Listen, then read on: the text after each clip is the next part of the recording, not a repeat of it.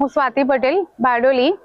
આજ રોજ આજે રહીશો દ્વારા આ રસ્તાને ખુલ્લો મૂકવામાં આવ્યો છે, કારણ કે 1951 થી બારડોલીની ફેમસ જે બાબુ રૂપચંદ કરીને ફેમસ પેઢી અહીંયા પોતાનું મિલકત હતી અને એમણે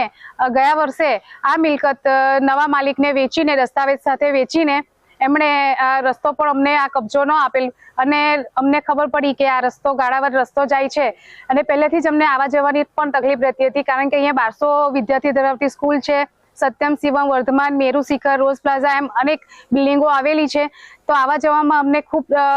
પ્રોબ્લેમ હતો અને જ્યારે સ્કૂલ શાળાનો છૂટવાનો ટાઈમ હોય અને આવવાનો ટાઈમ હોય ત્યારે તો પટેલ મેડિકલ સુધી લાંબી લાઈનો લાગતી હતી અને જ્યારે અમારા જાણવા આવ્યું કે આ રસ્તો સરકારી રસ્તો છે અને બધાને ઉપયોગી થઈ શકે એમ છે, તો મારા દ્વારા CTP માં લેન્ડ ગ્રેબિંગ તેમજ નગરપાલિકામાં આ વસ્તુ એમના નજરમાં લાવેલ કે ભાઈ એકચ્યુઅલી આ તો સરકારી ગાળાવત છે અને આ જે નવો માલિક છે એને બી અમે જાણ કરેલી કે ભાઈ આ અમારો રહીશોને ઉપયોગી થઈ શકે અને સરકારી ગાળાવાળો રસ્તો છે અને આ 12 ફૂટનો રસ્તો